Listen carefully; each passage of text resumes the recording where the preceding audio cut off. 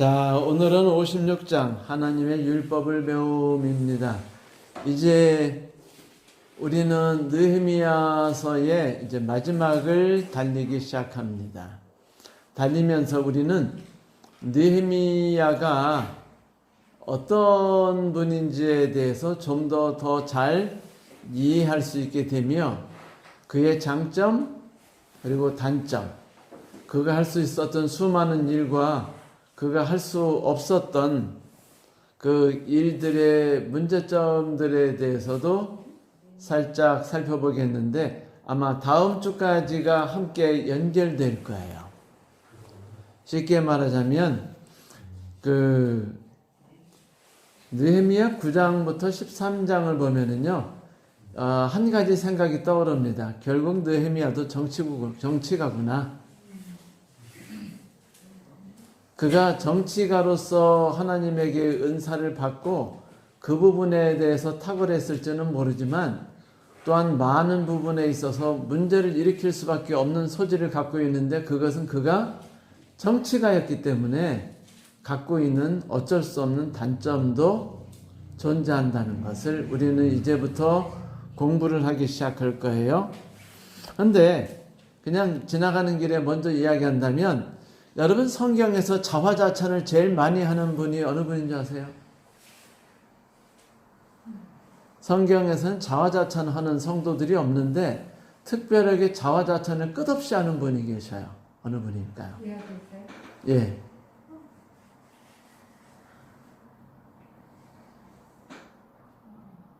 제가 누구를 염두에 두고 질문을 했겠어요? 느헤미야죠. 느헤미야는 툭 하면 지가 잘났대요.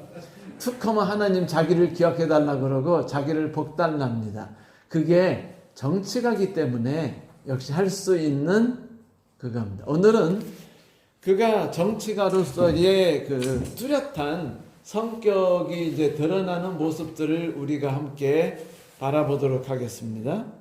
우리는요, 한 사람이 무조건 옳은 것을 통해서 그 하나님이 옳으시다는 것을 배우진 않아요. 우리는 베드로도 실수한 점, 그리고 엘리야도 실수한 점을 통해서 높으신 하나님을 배우죠. 사람이 올바르고 완전한 것을 통해서 우리가 배우는 것은 별로 없습니다. 오히려 그 사람들이 연약하여 쓰러질 때 오히려 우리는 그때 하나님께서 어떤 분인지, 결국 우리가 의지할 분은 하나님밖에 없다는 것을 깨닫게 되는 것이죠. 아주 화려한 느헤미야의 자화자찬 이야기를 이제 시작하겠습니다. 자, 때는 바야흐로 444년, 기원전 444년 가을 10월경이었어요. 이스라엘에는 달력이 두 개가 있습니다. 하나는 종교 달력, 또 하나는 민간력이라 그래요. 민간력은 이제 언제부터 시작했냐면 이스라엘 사람들이 가나안에 입성했을 때, 그때가 마침 그 수확이 다 끝날 때였거든요. 수확이 끝날 때면 가을, 그때가 바로 초막절이 시작되기 얼마 안 돼서예요. 그때 그들이 가나안을 건넜는데 그 가나안을 건너서 들어가는 달을 1월로 치는 것이 밀력입니다. 몇 월로 친다고요? 1월. 근데 그때가 종교력으로는 몇 월이냐면 7월이에요. 그러면 민간인들이 종교 달력을 더 신경 쓸까요? 아니면 민간인 달력을 더 신경 쓸까요? 민간인 달력이죠. 그렇다면 민간인 달력에서 사람들에게 제일 탁 와닿는 달은 1월부터 12월까지 언제가 제일 그 백성들에게, 개인들에게 영향력이 큰 달이죠? 그냥 기본 상식으로 하나를 뽑는다면 1월이죠. 왜? 새로운 시작을 하는 달이니까. 그런데 우리나라는 1월이 한겨울이죠. 근데 이스라엘에게 있어서 1월은 모든 수확이 마친 때예요.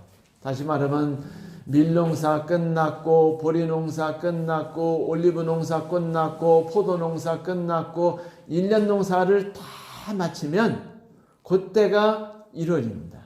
그러니까 첫 달이 뭐로 시작해요? 축제, 감사, 찬미로 시작하죠.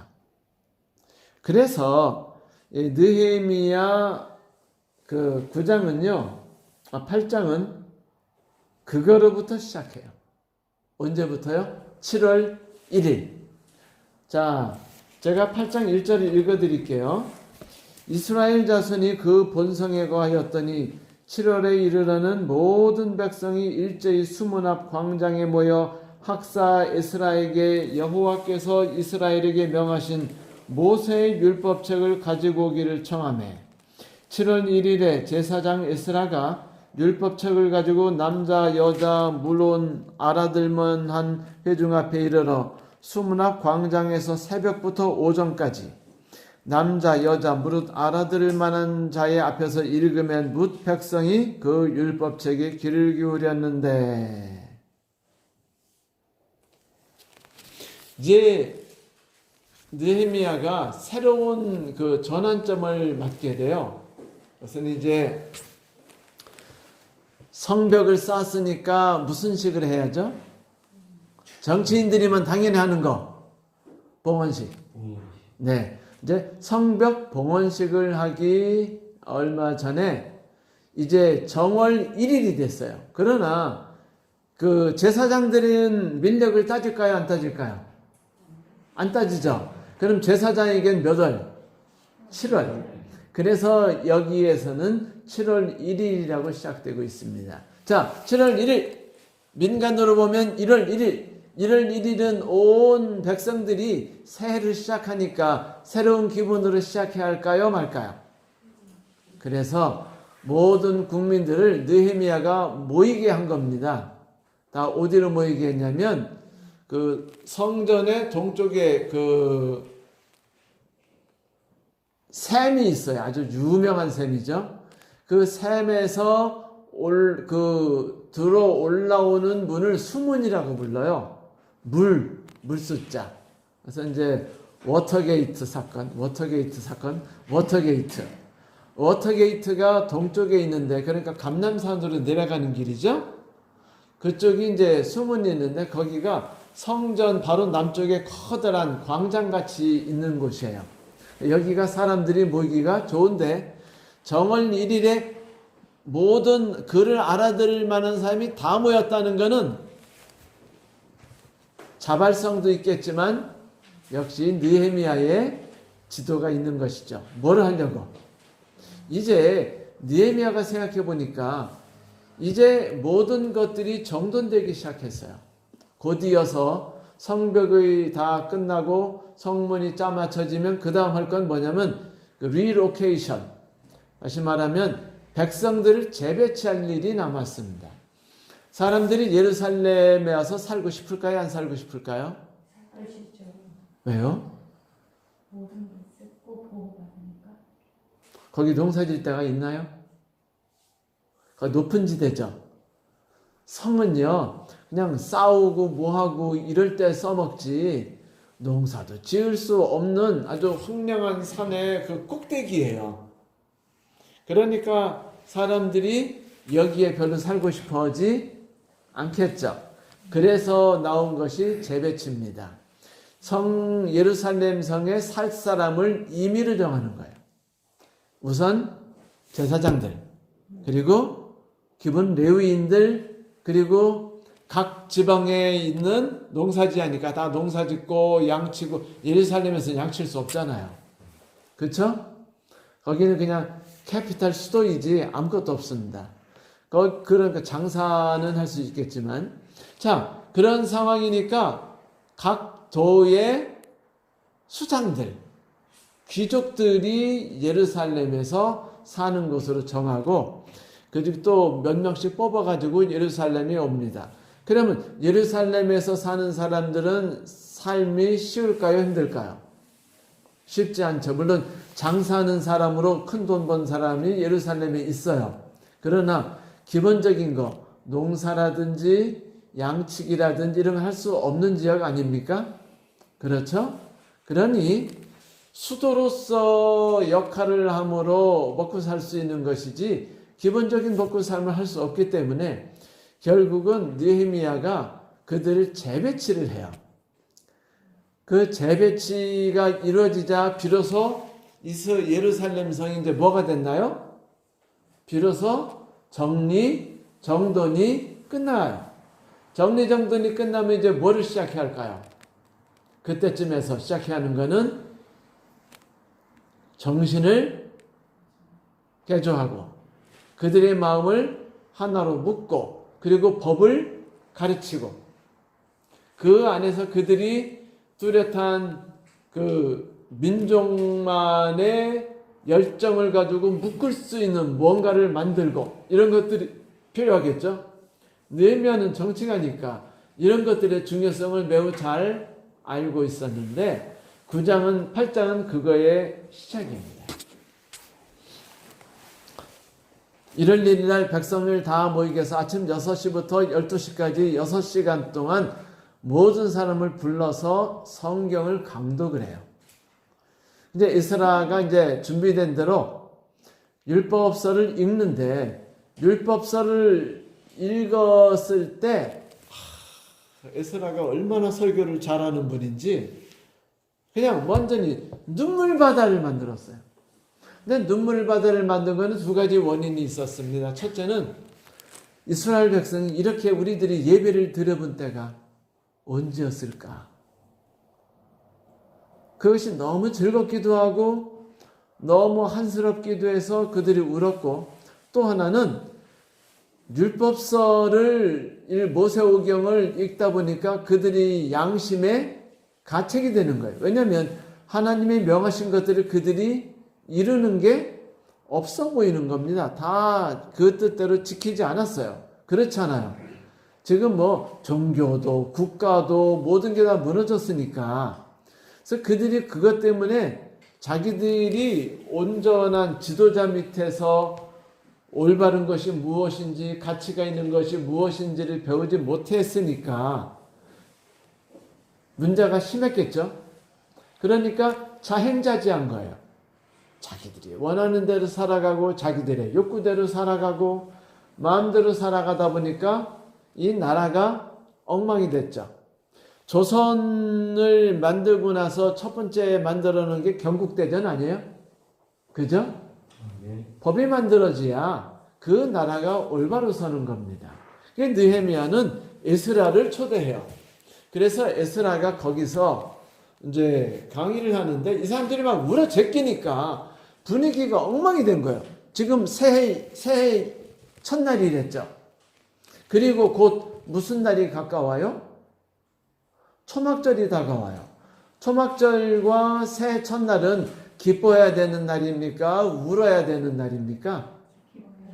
기뻐해야 되는 날이죠. 새해 첫날 울면 되겠어요?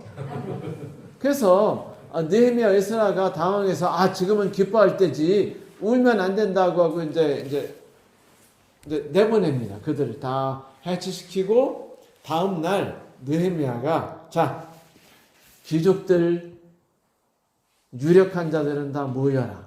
그래가지고 사경회 이틀째를 시작해요. 사경회를 하는데 첫날은 그 알아들을 만한 사람은 다 모였고 둘째 날은 누구만 모였어요?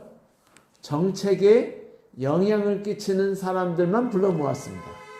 그래가지고 그들을 대상으로 설교를 해요. 그런데 설교를 하면서 그들이 이제 많은 것들을 이제 공부하고 결정을 하게 되는데 이 이틀간의 모임에서 아주 중요한 사실 하나가 드러나요. 그 중요한 사실은 뭐였냐면 초막절이었습니다. 뭐라고요? 초막절. 자, 둘째 날 귀족들이 다 모여가지고 성경 에스라의 성경 공부 이틀날째 수업을 하고 있는데 앞으로 보름 뒤면 찾아올 초막절이 자기들이 지키는 방법이 엉망이었던 거예요. 성도 여러분, 초막절을 이들이 지키기 전에 초막절이 지켰던 기록이 또 있어요.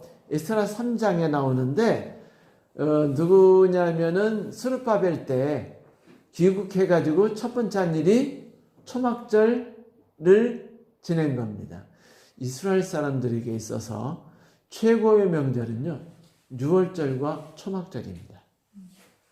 초막절이 왜 유명하냐면 가나안에 이스라엘 사람들이 들어가서 자기 나라를 건국한 날이기 때문이에요. 한국의 건국일은 10월 3일 개천절.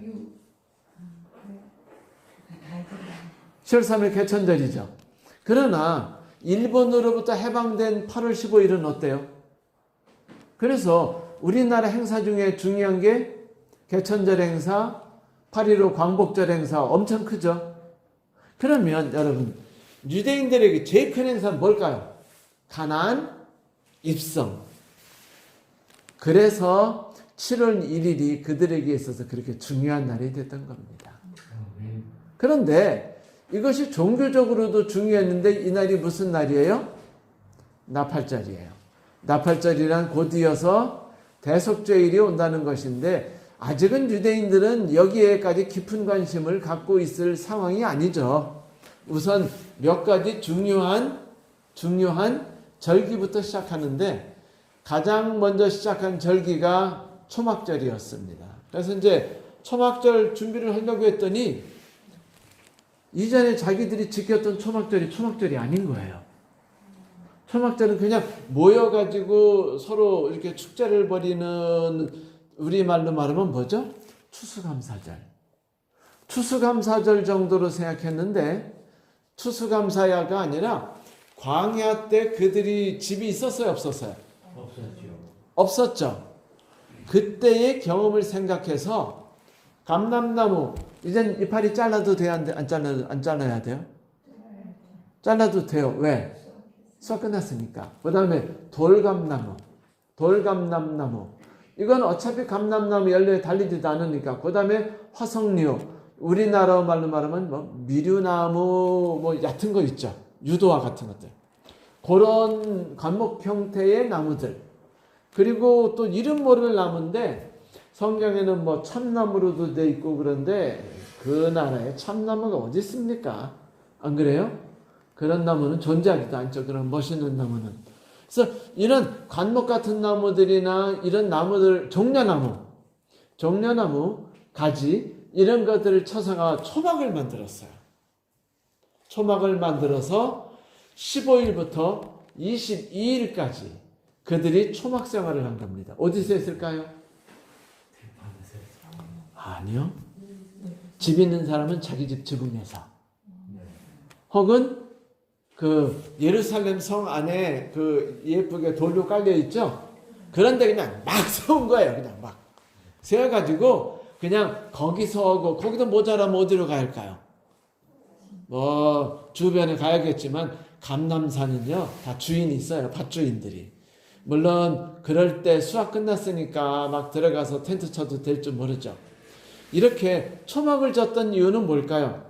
우리들이 지금 가나안으로 들어와서 남이 다 심어놓고 갖고 오는 열매를 공짜로 얻어먹게 됐지만, 우리가 심지 않은 것을 거두게 됐지만은, 우리가 과거에 살았던 광야의 삶이 얼마나 고통스러운 삶인지를 기억하라. 광야에 있던 우리를 하나님이 가나안에 넣어주신 것이라는 걸 기념하게 했어요. 또 하나는 뭐죠? 우리가 하늘에 들어갈 때 그 삶이 얼마나 우리에게 기쁨일까? 모든 농사를 끝내고 그 즐거운 마음, 추수감사절을 이스라엘에서는 하늘의 만찬, 그리고 이집트와 그 광야 생활의 고통들, 그리고 그들이 가나안에서 들어갔을 때에 맛봤던 첫 번째 커다란 수확을 계속 기념하게 했던 거예요. 그것이 며칠부터 며칠? 15일부터 22일. 그런데 이때 에스라가 역시 제사장이죠. 꼬치꼬치 따졌어요. 이거 그냥 하는 거 아니다. 어떻게 해야 된다? 나무를 잘라가지고 쳐라. 쳐가지고 초막을 다 만들어가서 거기서 기거하게 해라. 그냥 단순히 나무를 쳐서는 안 되잖아요. 비 오면. 그러니까 조그만 텐트 칠 만한 그런 것들을 거기다가 덮어버리면 되는 겁니다. 그래서 요즘에도 보면은 그 이스라엘 사람들이 지금도 초막절 행사를 하거든요. 6월절 행사도 하고. 그런데 지금도 이스라엘 사람들에게 제일 큰 명절은 초막절이에요. 왜냐하면 이스라 느헤미야 시대 때 가장 크게 만든 축제가 초막절이었기 때문입니다. 그때부터 계속 그 이스라엘은 누구 중심으로 흘러가냐면 제사장과 레위인 중심의 사회로 이스라엘이 완전히 바뀌어요.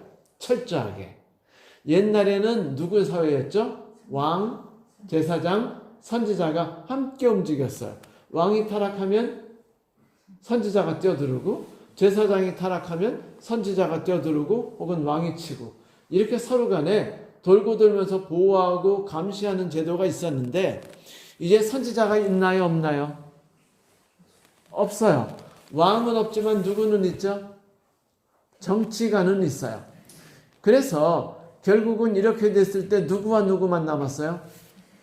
신앙의 학교, 신앙학교를 이끌고 그들을 진정한 신앙으로 이끌도록 애썼던 선지자 학교가 사라졌고, 신앙의 외형적인 것을 강조하면서 형식을 중요히 여겼던 제사장들만 남아버린 거예요. 그러면 장점은 뭘까요? 국가가 기강이 서요. 뭐가 온전히 만들어지니까 절기라든지 축제라든지 제사라든지 같은 것들이 시스템이 갖춰지니까, 틀이 갖춰지니까 나라는 번듯하게 서는데, 단점이 뭐라고요? 내면이 같이 성장하기는 쉽지 않다. 이게 우리가 이제 다음 주에 뼈저리게 배우고 하는 이제 그런 것들이죠. 그래서 둘째 날 에스라가 이야기 딱 꺼내고, 이제부터 우리가 본격적으로 이런 일 해야 하지 않습니까? 라고 말하고서는 아예 귀족들 다 불러놓고서 그냥 잡아버립니다. 그래가지고 그 언약식을 해버려요.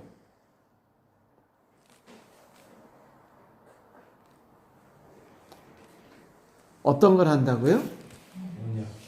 그렇죠. 이제 언약식을 하는데, 이 언약식은 언제 했냐면, 이 때를 알려드린다면, 이제 초막절에 대한 이야기와 함께 우리가 다시 한번 모여야 하지 않느냐, 이런 얘기가 끝나고서 10월부터 22일 동안 축제가 끝났어요.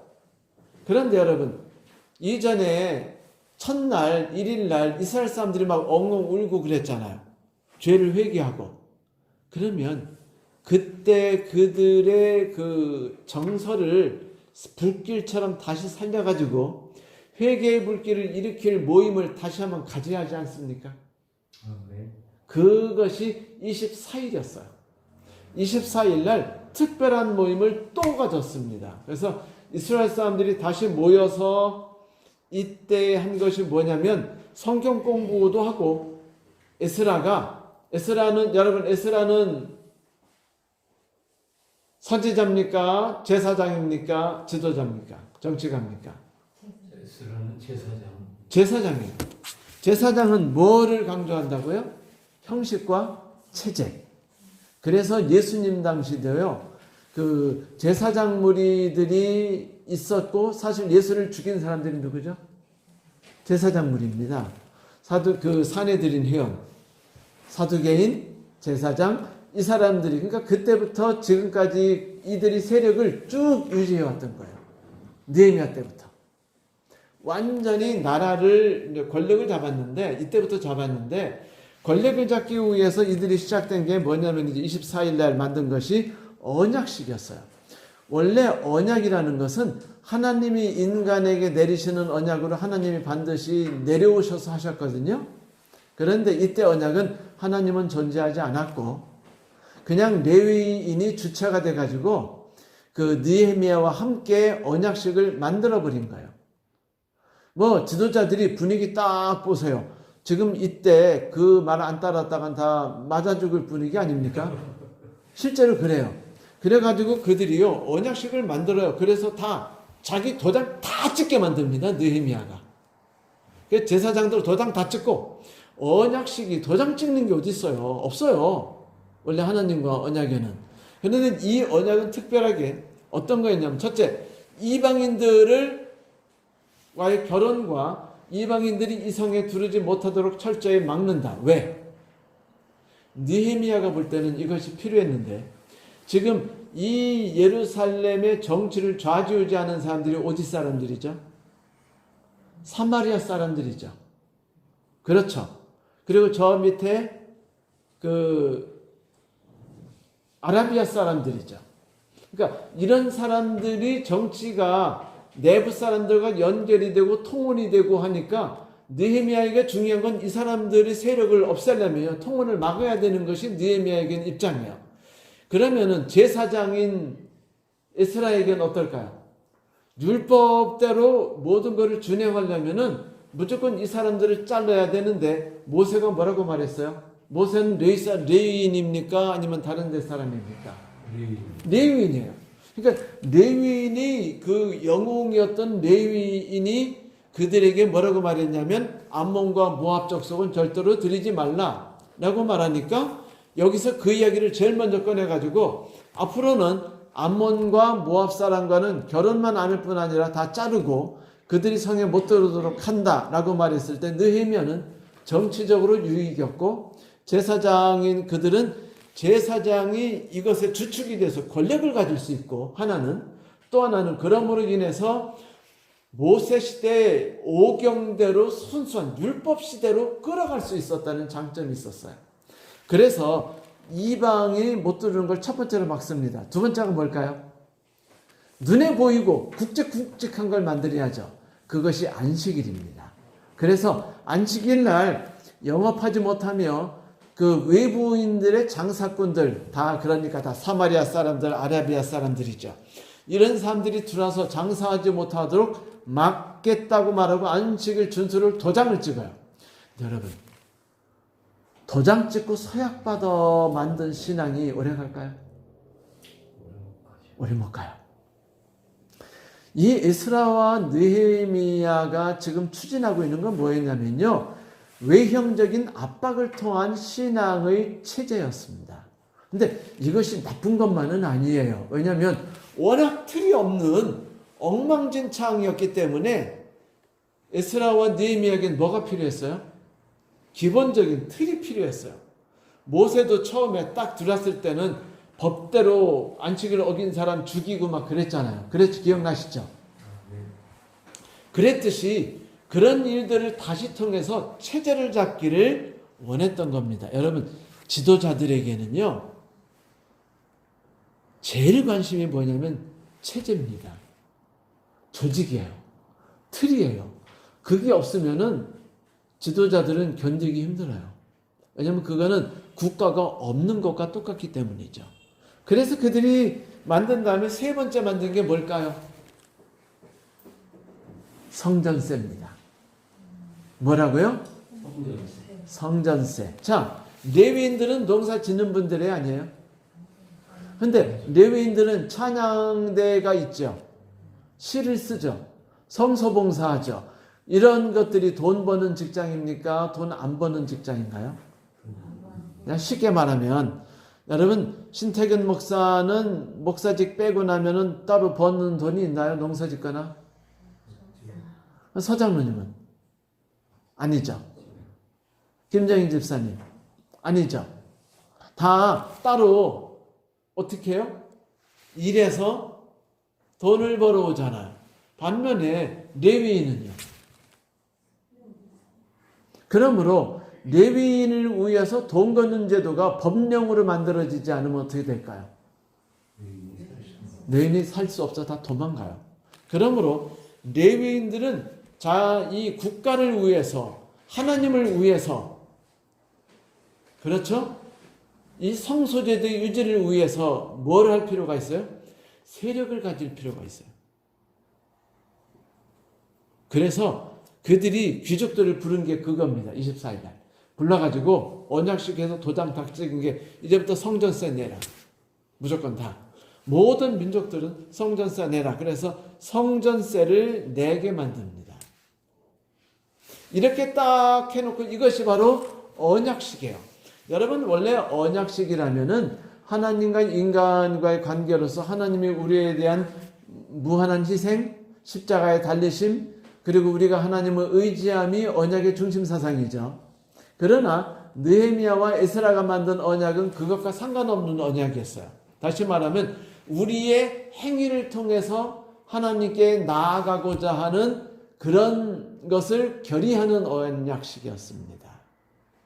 그래서 이런 언약식을 만든 뒤에 이제 레위인이 이제 먹고 살 게 준비됐죠. 그리고 시스템이 됐죠. 성소 제도 만들어졌죠. 그래서 이제 초막절이 이런 거라는 것도 알려졌죠. 모세오경에서 이제 사경회도 계속 진행될 수 있게 만들었죠. 그리고 느헤미야는 느헤미야대로 암몬족이나 뭐 그런 사람들이 들어오는 세력들을 차단했죠. 그러니 정치적으로도 경제적으로도 종교적으로도 국가로도 볼 때 모두가 유익된 일을 행했나요? 안 행했나요? 행했던 거예요. 아주 참 좋은 일을 만들었습니다. 이 일이 없었으면은요, 이 성은 언제나 또 무너질 수 있어요. 왜? 내부 스파이가 무서워요? 안 무서워요? 삽시간에 무너질 수 있는 겁니다. 이거는요, 어떻게 할 수가 없어요. 열심히 막아놨는데 성문 누가 몰래 열어주면 어떻게 되죠? 끝 아닙니까? 그래요. 그래서 이스라엘은 내부적인 결속, 그걸 뭐로 결속했죠? 신앙으로 결속시켰어요. 왜냐하면 이 나라는 하나님을 중심으로 만들어진 나라 아닌가요? 그리고 메시아를 기다리는 나라가 아닙니까? 그 전통을 유지해야 되는 나라. 그러므로 이것을 위해서 느헤미야가 한 일은 앞으로 수백 년 동안 메시아의 오심을 준비하기 위해서 탄탄한 초석을 밟아놨는데 그것이 바로 정치적이고 종교적인 형태를 잡아놨다는 것입니다. 이것이 느헤미야가 한 가장 큰 일이에요. 위대한 일입니다. 하지만 슬픈 일도 있어요. 이것 때문에 뭐가 시작됐어요? 진정한 타락도 같이 시작했습니다. 왜? 뭐가 없었기 때문에? 선지자 학교.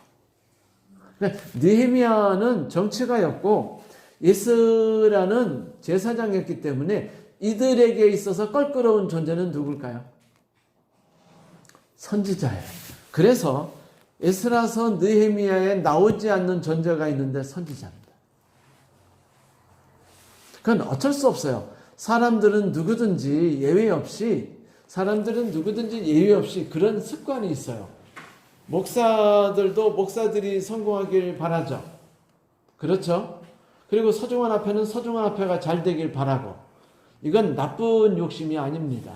그러면 제사장들은 제사장 제도가 탄탄하길 바라고, 정치가로서 느헤미야는 하나님의 나라를 반드시 서기 할 책임이 있고 이 일을 잘 만들고 시스템을 만드는데 열심히 하다 보니까 선지자는 큰 필요가 없어진 거예요.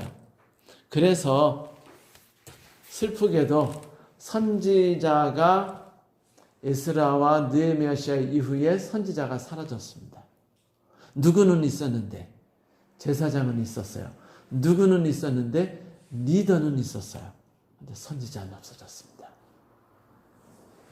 그리고 결국 후일에 이 제사장들과 이 정치 조직이 예수님을 죽이는 자가 되죠. 그러니까 이 전통과 이 계승을 이어나가는데 중요한 축이 됐음에도 불구하고 그들이 완벽할 수는 없었다는 겁니다. 그런데 여러분, 말씀드리는데, 그러면 그거 완벽하게 만들 수 있는 사람 존재하나요? 어떤 사람은 이렇게 탓할 수 있어요. 느헤미야 문제 있는 사람일 수 있다. 왜 내시 그 자발적인 이런 신앙을 만들지 않고 왜 그 위에서 내려오는 명령으로 체계를 만들어서 신앙을 유지하려고 했느냐라고 말하지만 지도자로서 그렇게 하지 않고 자발적인 거 기다리면 10년이 아니라 100년이 가더라도 시스템 만들 수 있을까요? 없을까요? 자발적이요? 여러분, 제가 목회를 지금 35년째 하고 있는데 자발적으로 성도들이 서로를 미워하지 않고 서로를 판단하지 않고 서로를 사랑하며 불쌍한 사람들을 돌보는 신앙을 갖도록 하는 거를 하고 자발적으로 11금을 내고 자발적으로 열심히 연금을 드리게 하고 안식일을 지키게 하는 걸 자발성을 가지고 하도록 가만히 설교 열심히 하고 토독거리고 해서 그런 것이 이루어졌을까요? 여러분, 대한민국 역사 기독교 신앙, 안식일교회 신앙이 무려 100수십 년이 지났어도요, 자발적인 것으로는 그것이 이루어지질 않아요. 그래서 뭐가 필요하죠? 시스템이라는 게 필요한 겁니다. 합해서 연합해서 계속 뭐 해요? 운동을 벌이잖아요. 그렇죠? 네? 선교 무슨 기간, 그 다음에 기도회 기간, 그 다음에 뭐 성경 공부 기간, 전도 기간, 가정봉사 주간, 이렇게 한다면 계속 교육을 시키고 시스템 만들어서 계속 하는 것이 그분들이 없으면은 우리들이 그런 걸 따라서 하기라도 하나요? 안 해요. 자발적으로는요. 자발적 신앙으로 가만 놔두고 알아서 신앙 키우세요라고 말하면 안 됩니다. 합회가 그렇게라도 애써서 시스템을 만들어서 해주니까 이마저라도 형식이라도 유지되는 겁니다. 그러나 자발적인 신앙이라는 것은 그것과 상관없어요. 자발적인 신앙은 누구와 상관이 있는 거죠? 나와? 하나님과만 상관이 있는 겁니다. 그건 시스템이 좋고 나쁘고와 상관없어요. 나의 개인의 신앙은 나와 하나님이 만들어가는 거고요. 그거는 제도로도 시스템으로도 위에서의 억압으로도 결코 해결할 수 없어요. 그래서 다음 주에 우리가 배우는 것이 그겁니다. 느헤미야가 자기가 성공했대요.